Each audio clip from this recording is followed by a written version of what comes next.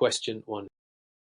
In light of recent developments, Mr. Anderson has noticed persistent musty odors in a commercial office despite regular HVAC maintenance. He suspects biological contamination. What should Mr. Anderson primarily investigate to confirm the root cause of these odors? A. The filter efficiency ratings and replacement schedule. B. The presence of moisture accumulation within the HVAC ductwork and building envelope. C. The outdoor air intake position relative to traffic pollution. D. The calibration of temperature sensors in the air handling unit.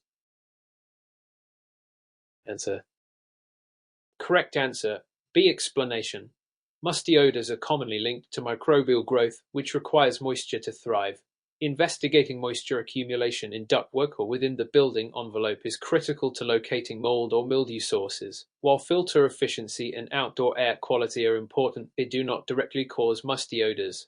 Temperature sensor calibration affects system performance but is unrelated to biological odors. Moisture control remains the fundamental step to addressing microbial IAQ problems, as without moisture, microbial growth cannot sustain.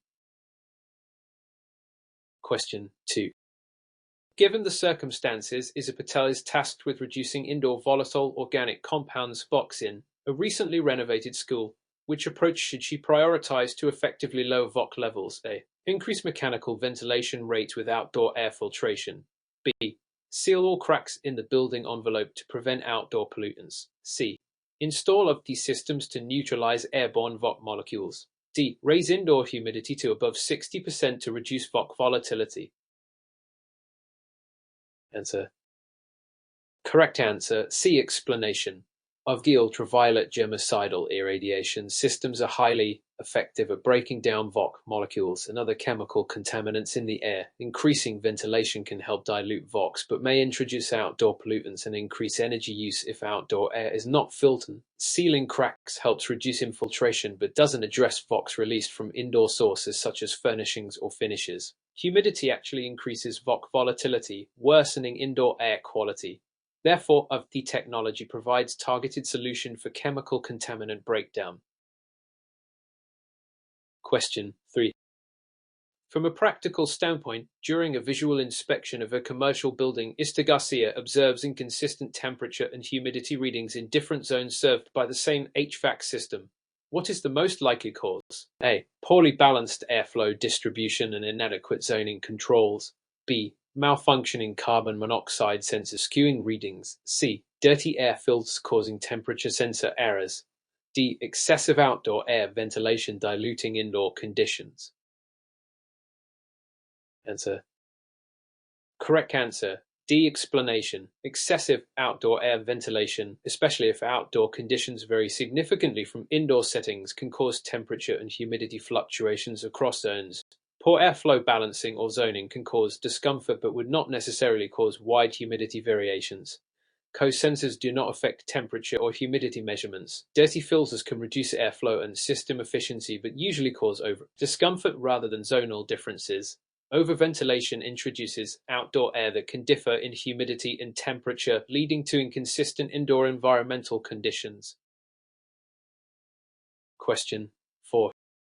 In the context of IAQ standards, Lynn is advising a client on selecting filters for a hospital HVAC system. Which filtration level should she recommend to effectively capture airborne bacteria and viruses? A. MERV 8 filters, as they provide basic particulate removal.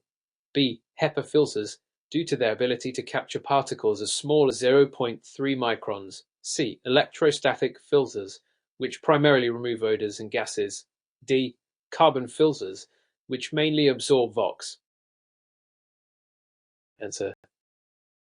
Correct answer. B. Explanation. HEPA filters are designed to capture particles down to 0.3 microns with very high efficiency, making them suitable for trapping bacteria and many viruses. MERV 8 filters are insufficient for these microscopic particles. Electrostatic filters mainly target particulate matter but are less reliable for microbiological contaminants. Carbon filters primarily absorb VOCs and gases. Particulate pathogens. Hospitals require high-efficiency filtration like HEPA to minimize airborne infection risks effectively. Question 5. Under the assumption that Mr. Nguyen is conducting contaminant sampling in a multi-tenant office building and finds elevated levels of radon in the basement, What immediate action should he recommend? A. Increase the outdoor air ventilation rates throughout the building. B. Seal cracks and improve basement ventilation to reduce radon infiltration. C. Install of these systems to neutralize radon gas. D. Replace all HVAC filters with higher MERV ratings. Answer. Correct answer. D. Explanation. Radon is a radioactive gas that infiltrates buildings through foundation cracks and accumulates in basements. Sealing foundation cracks and improving basement ventilation are key to reducing radon levels. Increasing ventilation in the entire building dilutes radon, but may not be energy efficient or effective if the source is uncontrolled. HVAC does not neutralize radon gas. Replacing filters alone does not remove radon since it is a gas and passes through filters. Therefore, sealing and targeted ventilation in the basement are primary solutions. Question 6. While examining a hospital's HVAC system, Roberts notices high relative humidity and frequent mold growth in patient rooms. Which control strategy should she recommend as the first step? A. Increasing supply air temperature to lower humidity levels. B. Installing dehumidification equipment to maintain relative humidity between 40 and 60%. C. Raising outdoor air intake to increase ventilation rates. D. Applying more frequent duct cleaning to remove mold spores. Answer. Correct answer. B. Explanation. Controlling indoor humidity between 40 and 60% is crucial to preventing mold growth and maintaining occupant comfort. Installing or upgrading dehumidification equipment is the most direct and reliable approach. Raising supply air temperature alone is unlikely to sufficiently reduce humidity. Increasing outdoor air intake without dehumidification can worsen humidity problems if outdoor is humid. Duct cleaning removes mold spores but does not address the root cause. Excess moisture control is fundamental to IAQS and mold prevention. Question 7. Taking into account Mr. Thompson's findings of elevated carbon dioxide (CO) levels in conference room, what should he investigate next to resolve the issue? A. The condition and rating of particulate filters in the HVAC system. B. The adequacy of ventilation rates relative to occupant density. C. The calibration status of humidity sensors. D. The presence of radon gas in the building. Answer. Correct answer. C. Explanation. Elevated CO levels indicate insufficient ventilation relative to occupant load, so verifying ventilation rates is critical. While particulate filters improve air cleanliness, they don't affect CO levels. Humidity sensors calibration does not impact CO measurement. Radon gas is unrelated to CO issues. Therefore, assessing ventilation adequacy and airflow volumes to dilute occupant-generated COs. Logical next step. This ensures fresh air exchange meets IAQS standards. Question 8. Considering the evidence, Mrs. Kim wants to optimize her office building's HVAC system to improve IAQS without major equipment replacement. Which system adjustment is most effective? A. Increasing outdoor air intake and adjusting damper positions for balanced ventilation. B. Switching to low MERV rated filters to reduce system pressure drop. C. Closing some supply air diffusers to reduce energy consumption. D. Disabling of D units to decrease maintenance costs. Answer. Correct answer. A. Explanation. Increasing outdoor air intake with proper damper adjustment enhances ventilation and dilutes indoor pollutants, improving IAQS without major equipment changes. Using low MERV filters reduces filtration quality and does not improve IAQS. Closing diffusers reduces airflow and creates pressure imbalances, worsening air distribution. Disabling of B removes a critical pathogen control layer, potentially microbial IAQS. Proper ventilation management remains the most impactful adjustment. Question 9. When faced with persistent odors in a school cafeteria, Mr. Walker collects air samples that indicate elevated particulate matter from cooking emissions. What is the best control method to mitigate this source? A. Installing high-efficiency particulate filters in the HVAC return air ducts. B. Increasing humidity to settle airborne particles faster. C. Applying source control by improving local exhaust ventilation near cooking areas. D. Raising indoor temperature to enhance particle dispersion. Answer. Correct answer. C. Explanation. Source control by improving local exhaust ventilation is the most effective method to remove cooking emissions before they spread. High-efficiency filters help, but only after particulates have dispersed through the system. Increasing humidity can cause condensation issues and does not effectively remove particles. Raising temperature does not reduce particulate concentration and can worsen thermal comfort. Removing contaminants. Source remains the fundamental IAQ principle. Question 10. Based on the information, is Lopez conducts a root cause analysis of allergic reactions reported in a residential building. She finds elevated mold spores traced to duct leakage. What is her most appropriate remediation recommendation? A. Apply biocidal treatments inside the ductwork without sealing leaks. B. Seal duct leaks and ensure proper filtration and humidity control. C. Increase outdoor air intake to dilute mold spore concentration. D. Increase supply air temperature to inhibit mold growth. Answer. Correct answer. D. Explanation. Sealing duct leaks is critical to preventing mold spore spread and maintaining system integrity. Proper filtration and humidity control further inhibit mold growth. Applying biocides without sealing leaks is ineffective and can pose health risks. Increasing outdoor air intake alone can introduce outdoor mold spores and worsen problems. Raising supply air temperature does not control moisture, mold, and comfort. Effective remediation addresses source control, system integrity, and moisture management. Question 11. Throughout the course of an IAQ investigation, Mr. Mitchell finds that several occupants complain of headaches and dizziness during the afternoon. Air sampling shows elevated carbon monoxide (CO) levels near a parking garage adjacent to the building. What is the best immediate control measure to reduce occupant exposure? A. Increase the building's outdoor air intake and install carbon monoxide sensors for monitoring. B. Replace all HVAC filters with HEPA filters to trap carbon monoxide particles. C. Seal all indoor ductwork to prevent co-filtration from the parking garage. D. Raise the indoor temperature set point to reduce occupant co-absorption. Answer. Correct answer. A. Explanation. Carbon monoxide is a gas that cannot be captured by particulate filters like HEPA, so replacing filters won't remove it. Sealing ductwork alone is insufficient because CO can enter through multiple infiltration points, especially if outdoor air intakes are near pollution sources. Increasing outdoor air intake dilutes indoor CO concentration, and monitoring with CO sensors helps track levels. Adjusting temperature to affect CO absorption. Thus, increasing fresh air ventilation and monitoring are essential immediate controls. Question 12. In terms of psychrometrics, Cheng is analyzing air conditions inside a humid climate zone where occupants report discomfort. What HVAC adjustment would most effectively improve comfort and reduce microbial growth risks? A. Lower the supply air temperature while maintaining or lowering indoor relative humidity. B. Increase indoor humidity above 65% to reduce static electricity. C. Raise the outdoor air intake volume without adjusting indoor conditions. D. Use higher MERV filters to reduce airborne allergens. Answer.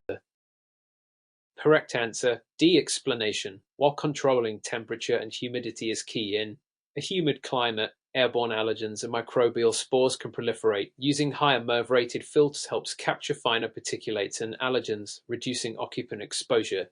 Lowering supply air temperature alone without humidity control can cause condensation and microbial growth. Increasing outdoor air intake in humid areas with dehumidification worsens moisture problems. Raising indoor humidity above 65% encourages mold growth and discomfort.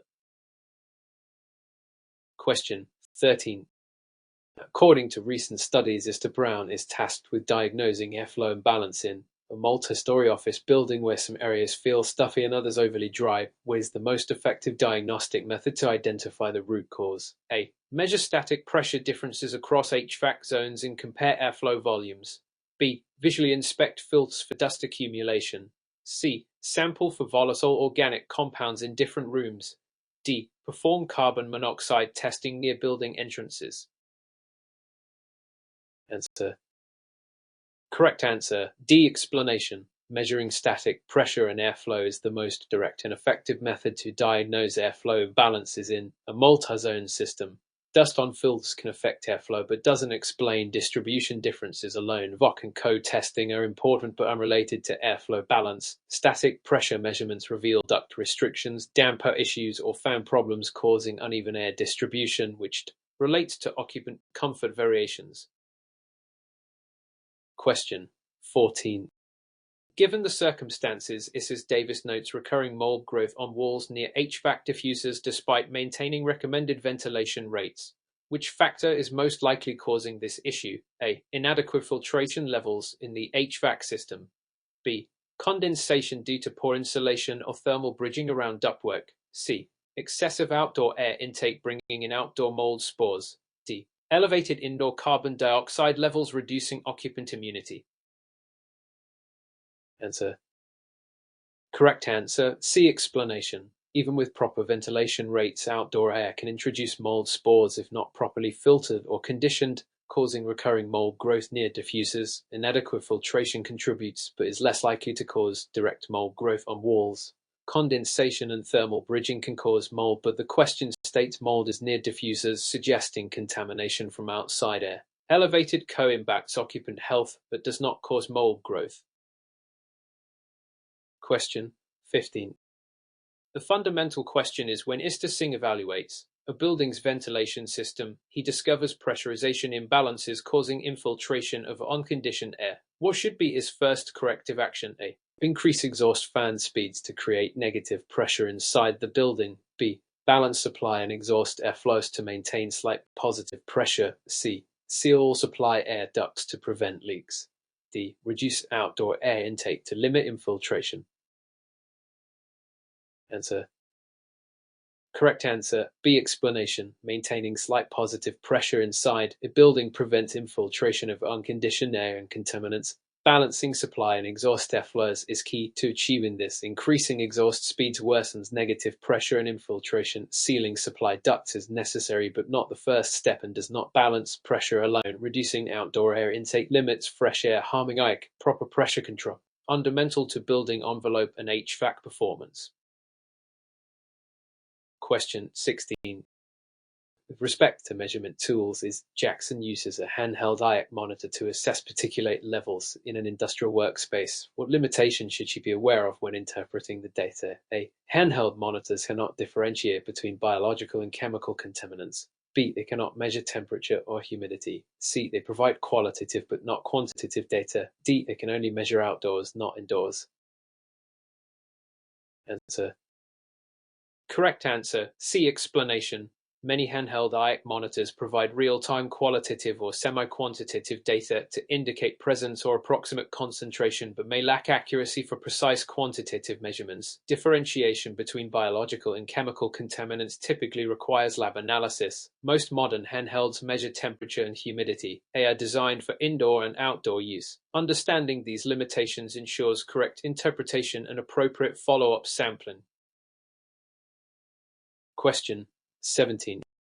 Several experts suggest that Mr. Carter must improve humidity control in a hospital where low humidity is causing static shocks and dry mucous membranes in patients. What solution best balances humidity control and microbial risk? A. Use humidifiers to maintain relative humidity between 40–60%. B. Increase outdoor air ventilation to lower humidity. C. Remove all humidification equipment to prevent microbial growth. D. Keep humidity below 30% to limit mold growth. Answer. Correct answer. A. Explanation.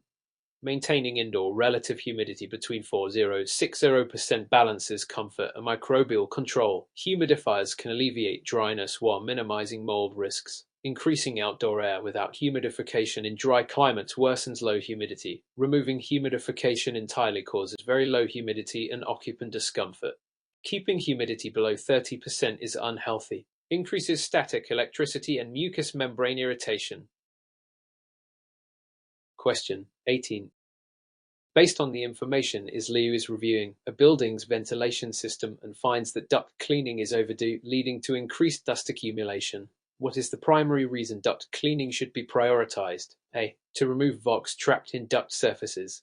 B. To eliminate biological growth and particulate matter that reduce airflow and IAQS. C. To improve HVAC system temperature sensor accuracy. D. To reduce carbon monoxide levels in the building.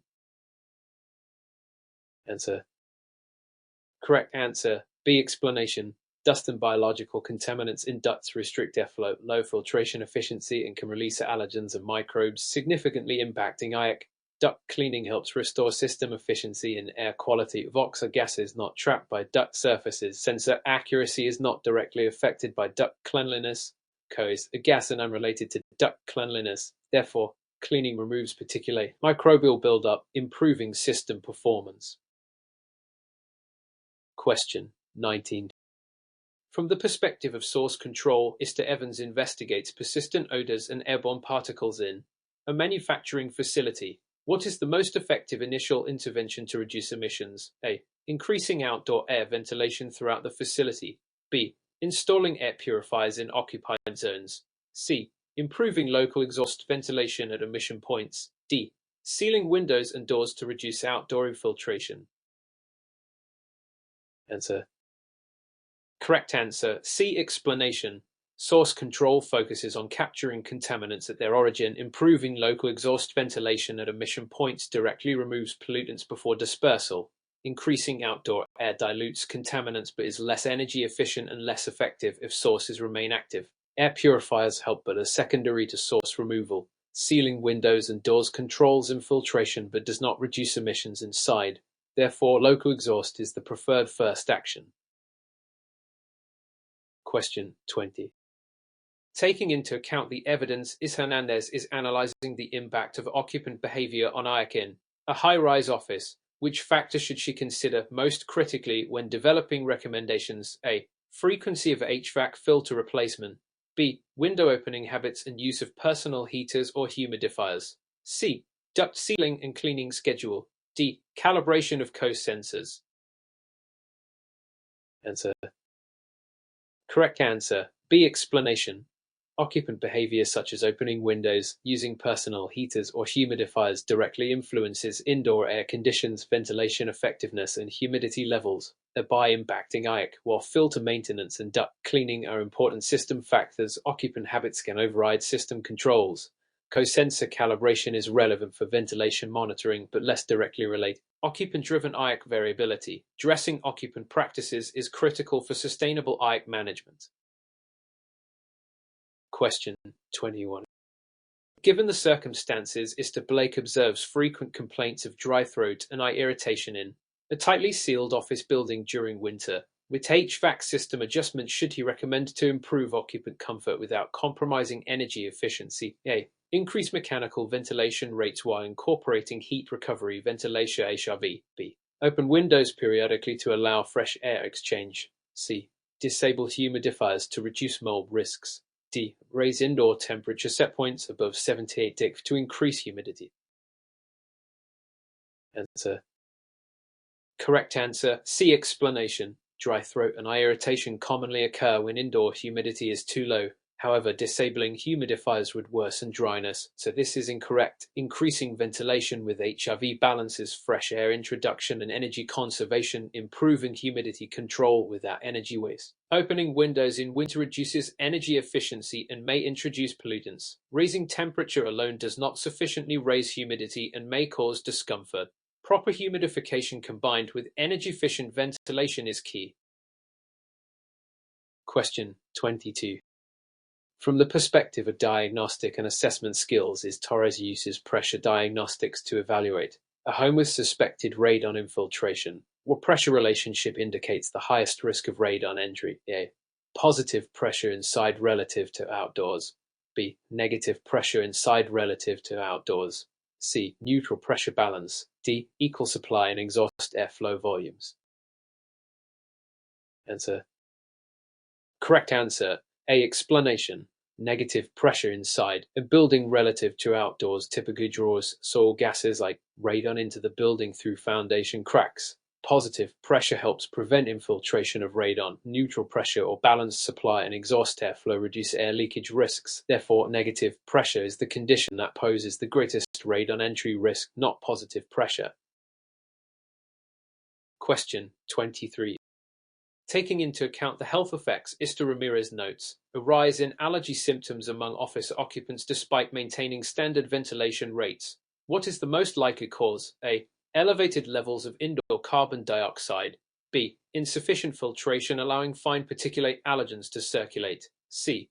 Overuse of ultraviolet germicidal irradiation systems. D. Excessively high indoor relative humidity above 70%. Answer. Correct answer. B. Explanation. Fine particulate allergens such as pollen, dust mites, and pet dander require effective filtration to reduce occupant exposure. Standard ventilation dilutes pollutants but does not remove particulates. Overuse of these systems does not cause allergy symptoms, rather they control biological contaminants. High humidity above 70% can worsen mold, but not specifically allergies caused by particulates. Insufficient filtration allows allergens to circulate, triggering symptoms. Question 24. As illustrated by Ischen's analysis, an office building experiences uneven airflow causing some zones to feel stuffy. What system modification would most effectively address this issue? A. Rebalancing supply air dampers and adjusting variable air volume boxes. B. Increasing outdoor air intake without system balancing. C. Closing some return air grills to force air redistribution. D. Replacing filters with lower MERV ratings to reduce pressure drop. Answer. Correct answer. D. Explanation. While rebalancing dampers and adjusting valve boxes typically improves airflow distribution, replacing filters with low MERV ratings reduces pressure drop, potentially improving airflow volume and distribution, especially in systems with restricted airflow. Increasing outdoor air intake without balancing may worsen imbalance. Closing return air grills disrupts airflow and pressures. Proper balancing combined with appropriate filtering is necessary for even airflow. Question 25.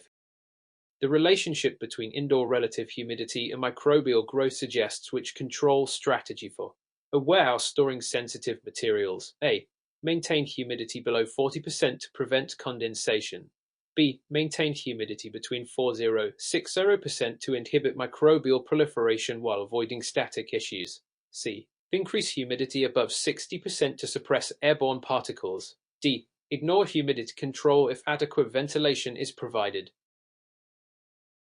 Answer.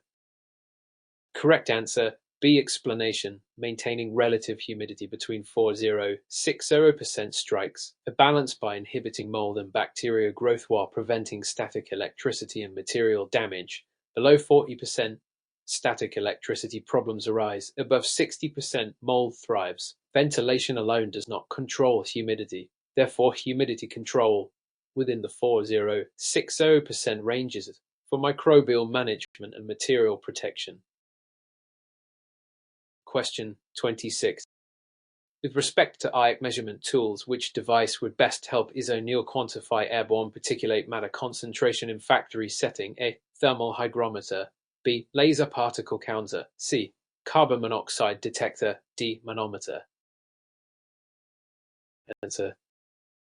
Correct answer. A. Explanation. A thermal hygrometer measures temperature and humidity, not particulate matter. A laser particle counter accurately measures airborne particle concentrations by size and number, ideal for factory IAQS monitoring. Carbon monoxide detectors measure co-gas unrelated to particulates. Manometers measure pressure differentials, useful for airflow but not particulate concentration. Therefore, the laser particle counter is the most appropriate choice. Question 27. In the context of source control, Mr. Edwards identifies VOC emissions from newly installed carpet in an office building. What immediate recommendation should he make to mitigate occupant exposure? A. Increase outdoor air ventilation rates with pre-filtered air. B. Use of these systems in the ductwork to break down VOCs. C. Apply activated carbon filtration at the air handler. D. Seal carpet surfaces with waterproof coatings. Answer. Correct answer. B. Explanation. VOCs are chemical compounds that can be broken down by these systems, which use UV light to degrade certain organic chemicals. Increasing ventilation dilutes VOCs but can be energy intensive and less effective if outdoor air is unfiltered. Activated carbon filters absorb VOCs effectively and would be a primary solution. However, they can specifically degrade VOC molecules in the airstream. Sealing carpet surfaces is impractical and does not eliminate VOC off-gassing. Both UVT and activated carbon filters are effective, but UVT's role in VOC breakdown is critical here. Question 20. When analyzing building envelope performance, Foster notes excessive infiltration causing IAQ issues. What building science principle should she apply to reduce infiltration while maintaining ventilation? A. Tighten the envelope to reduce uncontrolled air leakage and use mechanical ventilation with heat recovery. B. Increase natural ventilation by opening windows. C. Reduce outdoor air ventilation rates to lower infiltration. D. Use portable air purifiers to improve indoor air quality. Answer. Correct answer, C. Explanation. Tightening the building envelope combined with control mechanical ventilation and heat recovery optimizes air quality and energy efficiency. Increasing natural ventilation increases infiltration and energy loss. Reducing outdoor air ventilation impairs IAQ. Portable air purifiers can help but do not address infiltration at the source. The correct principle balances envelope tightness with controlled filter ventilation. Question 29. When faced with high relative humidity and mold growth in a gym locker room, Kim suggests installing a dehumidification system. What key factor must he consider for the system to be effective? A. Ensuring supply air temperature is always above 75 degrees. B. Controlling humidity setpoint to remain between 50–60%. C. Using only natural ventilation to dry out spaces. D. Disabling exhaust fans to maintain positive pressure. Answer. Correct answer, A. Explanation. Effective dehumidification requires supply air temperatures that avoid condensation and mold proliferation. Keeping temperature above 75 degrees helps prevent moisture condensation. Controlling humidity set points between 50–60% is ideal, but temperature control is critical for system effectiveness. Natural ventilation alone is often insufficient in humid environments. Disabling fans causes negative pressure and worsens moisture problems. Question 30. For many years, Johnson has been tasked with reducing airborne Legionella risks in a hospital cooling tower system. What IAQ strategy best addresses this concern? A. Installing high-efficiency particulate air HEPA filters on supply air. B. Applying regular chemical biocide treatments and maintaining water temperature outside Legionella growth range. C. Increasing ventilation rates in occupied spaces. D. Using UV to disinfect return air ducts. Answer. Correct answer, D. Explanation. Legionella bacteria proliferate in cooling towers and water systems, not typically in return air ducts. Chemical biocides and temperature control of water systems are primary Legionella controls. HEPA filters target airborne particulates but do not affect waterborne pathogens directly. Increasing ventilation improves general IAQ but does not eliminate Legionella risk in water systems. UVD in water systems or tower areas can be effective, but UVD in return ducts has limited effect on Legionella sources.